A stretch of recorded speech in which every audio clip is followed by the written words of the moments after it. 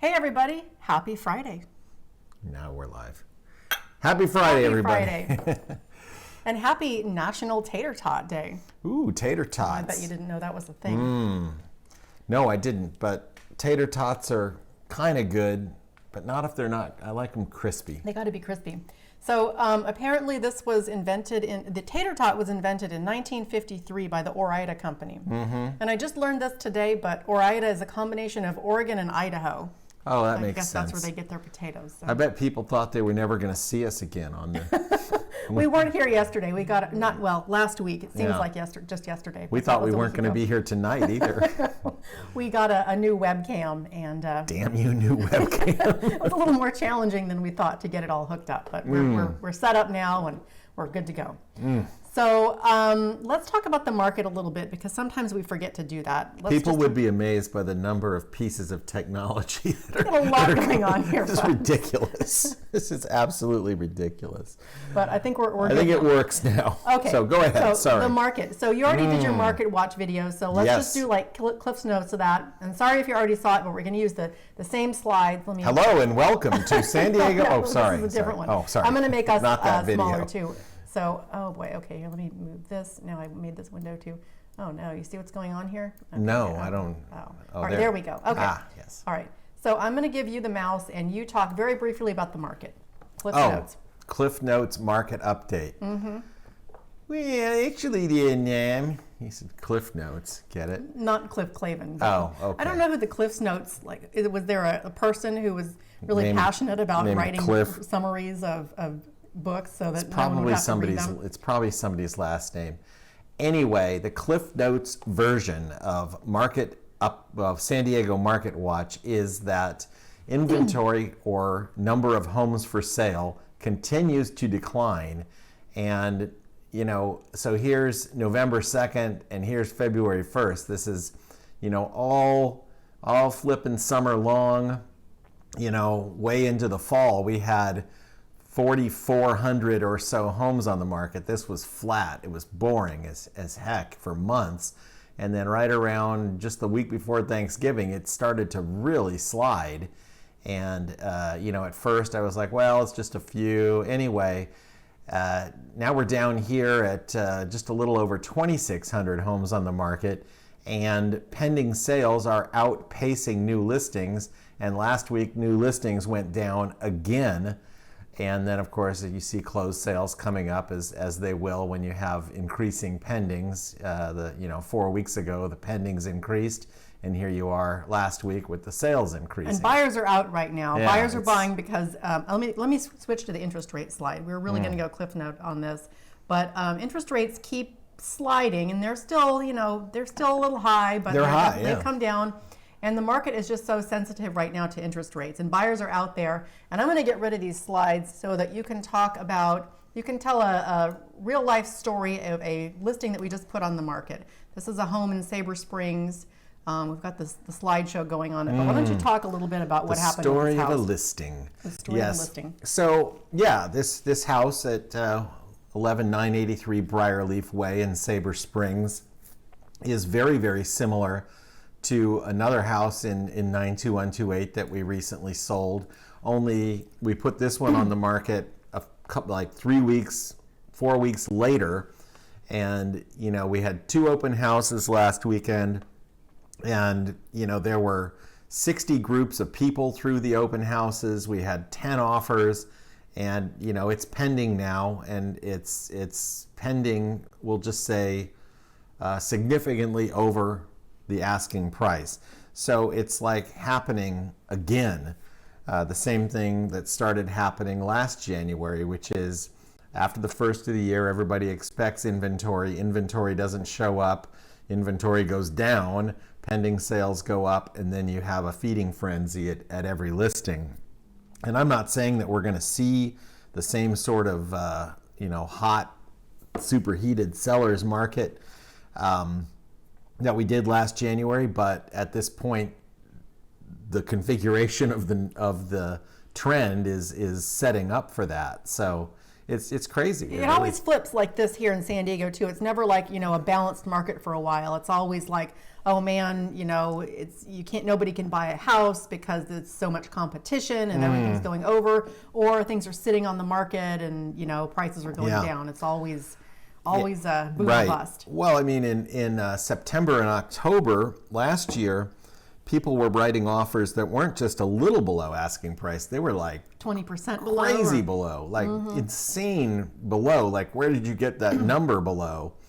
And now, not anymore. When that was happening in September and October, I was convinced that, we had definitely hit the end of the road. This market cycle was changing and we were going over the cliff. But we hit a floor of support, as they say in the stock market world. Bounced off. And we bounced off, and now, just in the last three or 4 weeks, it's going back up. How much up, I don't know. Where it stops, nobody knows. Maybe we'll go on a ride this year like we did last year, where it goes wildly up and then we fall off the cliff again. I don't know. It's very it's volatile. Well, yes. It's volatile. But right now, all trends, all indicators point to at least the next 4, 5, 6, 8 weeks is going to be low inventory, difficult for buyers. Bidding wars. For lack of a better word, bidding wars and increasing prices. So that's the market in a nutshell. Okay. All right, now we're going to watch a cat video. Oh, nice. Oh, no. An error occurred. Oh, okay, here we go. Okay, here we go. Oh. This is Buddy. Look at Buddy. Oh, get us out of the way. The people can't see. Buddy loves to do this. If you forget to close the bathroom door, he'll go in there. He knows I'm watching him, and he doesn't care. He doesn't care if you're watching him, but he'll ruin an entire roll of toilet paper. He's looking at me. So cute, Buddy. Oh, good job, bud. Way to show that. He's gonna hold it in his little paws. way to show that toilet paper who's boss. Okay, it's looping now, but you can watch it again. But I think that's good. Yeah. Okay, so let's talk about some events happening. I'll just make us this big. Let's talk about some events happening this weekend. And every Friday I go to Google and they have like a convenient little calendar of events that are happening around San Diego. And today I saw an event that I had never seen before and I was fairly intrigued by it. There's some interesting stuff going on here. So someone is putting together a Southern California tour. And apparently this company has been around for 2015. I've never heard of them, never seen their events before.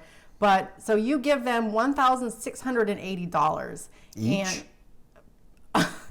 Okay, never mind. If you're a person, you give them that much. Okay. If you have 2 people, I guess it costs twice that much. All right. Okay, so explore behind the scenes and hands-on with San Diego Zoo and a workshop by Avian Behavior International with Hillary Hankey. Anyway, okay, so they take you to these places in Southern California. You get like a special tour of the zoo. San Diego Zoo, Safari Park, Avian Behavioral International Workshop, La Jolla, Torrey Pines, Old Town, Anza Borrego. Now here's where it gets interesting. Endurance travel. A quick glance at our itinerary will reveal that we mean business about this trip. Long days in the visiting parks and learning are not for every traveler. I know that I don't always like to learn when I'm traveling, so sometimes I just want to relax and not have to worry about learning stuff. Right? Consider if you are physically and mentally prepared to endure the following conditions in a group setting. Okay, traveling by car or van for up to 2 hours at a time with breaks, desert heat and dryness, early mornings, late nights, changes in elevation, hiking in the dark. Okay, here, now, handling in close encounters, animal encounters, birds, hoofstock, now here, marine mammal snakes. Now, I've never heard of a mammal snake before, and I have a degree in biology. And that makes me think that maybe I wasted all of my time and my money earning that degree in biology, and they never told me about mammal snakes. Because as far as I knew, all snakes were reptiles. Yeah, I have no idea what that is. Apparently, if you pay these people $680, they $1,680. So I got so excited about the mammal snake, I forgot how much it costs. Okay, so... Well, yeah, geez. So what's included? Double occupancy. And I looked up this address, 4540 Mission Bay Drive. That's the Holiday Inn Express by SeaWorld. So you're rooming with someone at Holiday Inn Express by SeaWorld. Flights, I guess they pay for your flight. I don't know, that sounds weird, but okay. Meals, transportation in a passenger van, attractions and workshops. Okay, so let's go on to... There's no way that... Wait a minute. They're paying for your flight? I know, but it gets more interesting. Okay, but, all right. So day one, you meet at the TBA. I don't know if that's an actual location or if they're just going to tell you later. To be arranged, yeah. Okay. Make sure everyone gets on board safe and sound. I guess that's... Oh, and then, okay, that's on your plane. And then you arrive in San Diego at 1 o'clock. After gathering luggage in your vehicle, hit the road. How do they know where you're Museum. Coming from? I don't know. All right, never mind. I'm asking too many questions. So then you go to the zoo. Suspend your disbelief. Right, here. and then you go to La Jolla Cove for the sunset. Swimming is optional. Dinner in Old Town. Okay, now day 2. Have breakfast at the hotel.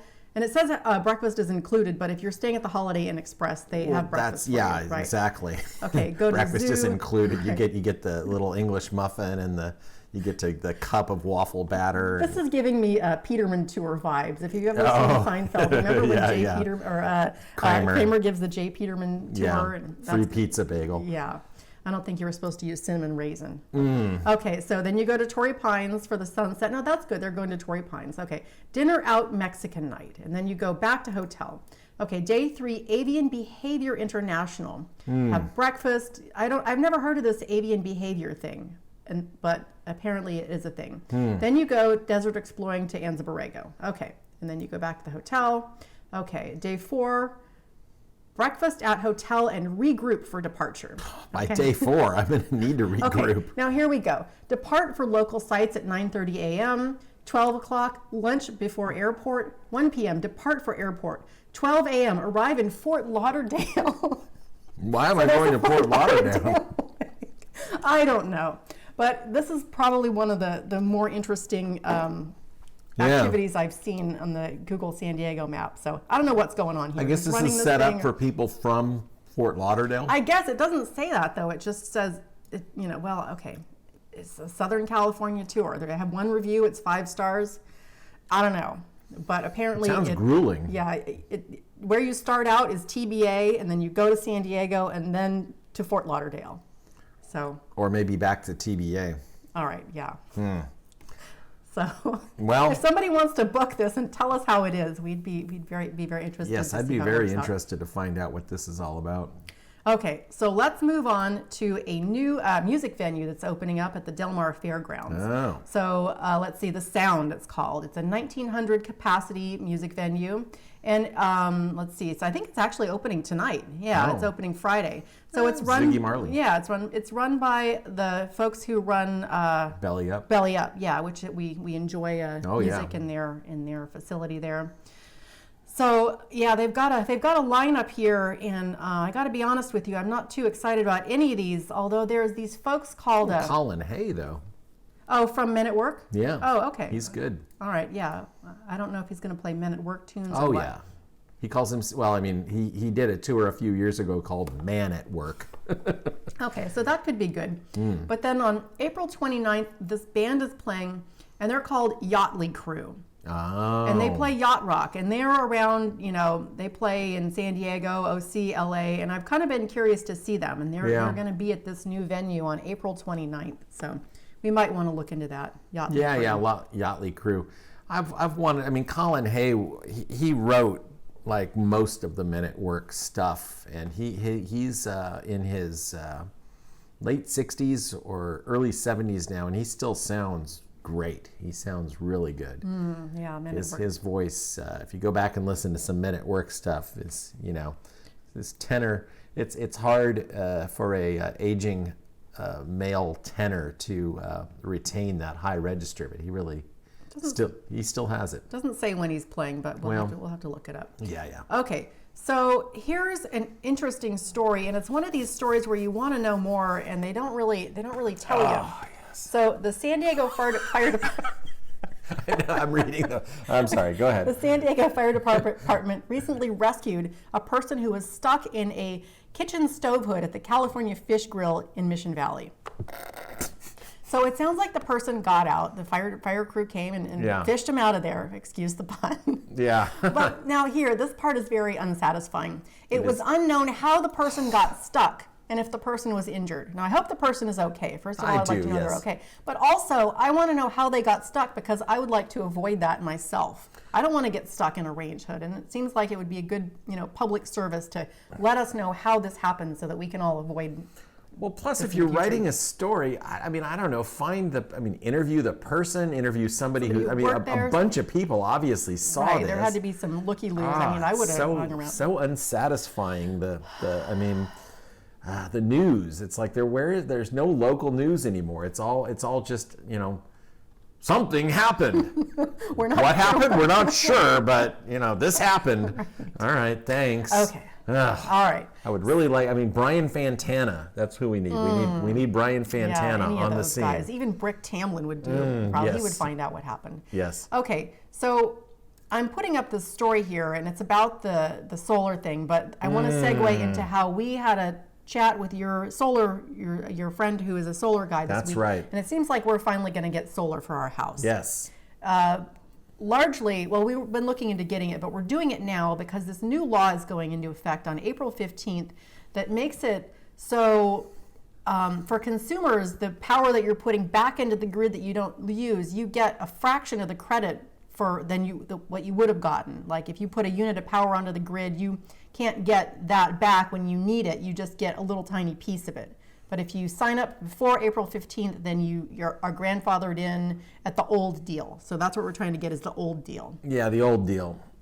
And that's what we're going to get, because after April 15th, you're basically putting a solar system on your house after April 15th without a battery is going to be almost pointless. And batteries are, I was surprised how expensive the battery was. It seems like we're really not there yet, because I wanted to be able to store all of our extra power and not give any of it back to SDG&E. I don't want them to have any of our power. But yeah, we're not there yet with the battery cost and technology. You can buy less expensive batteries, but they might burn your house down. Right, exactly. A reputable solar company apparently is only going to sell you the Tesla Powerwall battery, because that has all sorts of thermal regulation and alarm or whatever that goes off if it gets too hot. Because lithium batteries, and this was a problem on the Boeing 787 Dreamliner when it first came out. It had some lithium batteries that were overheating and almost burned a couple of those planes up. So anyway, this is it's infuriating. Now, the California Public Utilities Commission, they're supposed to be protecting consumers, but as a consumer, it really doesn't seem like that's happening very much. And I guess I should look into this some more, but I don't understand who this is like. Okay, it's good for the power companies, but why are we supposed to like this? I don't know why we're supposed to like this. I don't know why anybody would like this. I guess, it's gonna, there's hundreds of solar companies out there. This is gonna put a lot of them out of business, and probably a lot of them need to go out of business because, there's some shady stuff going on. So this sentence, utilities and consumer groups have argued the incentive payments have unfairly favored wealthier consumers and harmed poor and low-income households. Oh God, okay. I can't. I probably shouldn't start commenting on this. This is the argument that gets used over and over and over again. I don't want to say a get out of jail free card, but it's a. Well, is a straw man the right word? Yes, it's a straw man. It's a straw man. It is a straw man, and yes, low-income households are unfairly burdened by all sorts of stuff, and it's not good and it's not fair. But for them to turn around and say, we're screwing everyone because these people are getting screwed it's a straw man. It's not going to help low-income people to screw people who are buying, sorry, I shouldn't use that word, that's not a nice word. Yeah. But what's a nice word to say? Screw? Shaft? Okay. Yeah, I don't know. Stick it to people who are buying solar. Yeah. Yes, this is. This is the argument that gets used again and again. We're not wealthy. Most people aren't wealthy. Most people who live in tract homes with solar on them are not wealthy people. But we're tired of being. We're tired of SDG&E sticking it to us. Yes. So we're getting solar.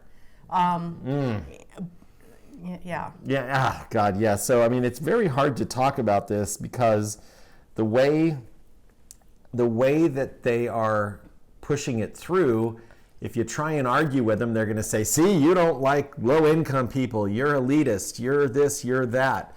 I mean, we've been low-income people. In the past, we're not rich people. Most people aren't. I mean, oh God, okay. We're probably getting too much into the weeds. Yeah, we're getting into the weeds, and the point is they make it hard to talk about without getting political, and it shouldn't be political because this is just basic economics. You've got a power company that is sucking. It's a monopoly, and they're sucking some of the power that you're creating on your roof. They're getting it, they're benefiting from it, they're selling it to somebody else, and now they're not going to pay you for it. So that's what's happening. But not to us, because we are going to get our stuff done before Get your application Yeah. in, and you don't have to have your system on the roof by April 15th. You just have to have your net metering application completed and submitted by April 15th, and you'll be grandfathered in at the old rate for 20 years. And hopefully within 20 years, somebody comes along and fixes this mess, because that's what it is. It's a mess. It's all benefiting nobody but huge corporate interests. It's the same argument they use to just build and build and build more apartments. They say they're solving the housing crisis by creating more rentals, but who owns these giant buildings? Big corporations.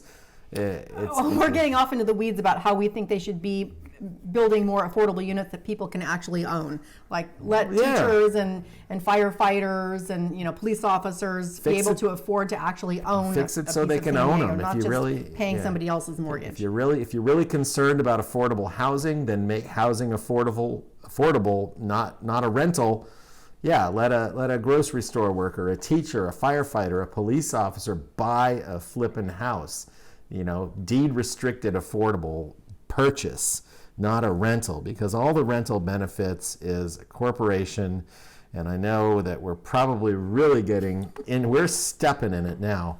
And, maybe if anybody watches this, we'll get some nasty comments. I don't know, probably not, because I don't think very many people watch it. Most of the people that watch it already like us and are probably laughing their asses off right now, watching us try to tiptoe around this. But anyway, that was an interesting article to bring up, Deva. Thanks. You're welcome. Okay, so let's moving on. Today in history. So today in history, on February 3rd, 1960, the first paper money in the United States was issued. Oh. Yeah. It was a colonial note. It was issued by the Massachusetts Bay Colony to fund military expeditions. Let's have it. It's kind of hard to read. So this was the first money. You can see right here, February the 3rd, 1690. By order of the General Court. I can't tell whose signatures those are. Some That might be. I don't think that's John Hancock. No, that's Another John. This is John 1690. Hancock didn't sign He that was like money. 100 They years. dug him It was up. like 100 years later. They didn't sign this money. No, he wasn't. He wasn't born yet in 1690. They didn't dig him up. That's what I just said. Oh my God. Okay, I think we might be a little tired now. Okay, so this was the first paper money in the colonial U.S. Fascinating. What's the point of this? Today in history. Oh, today in history. Okay. All right. Well, we should. We're now gathering our composure and coming back to. Okay, this was colonial money. It's really funny.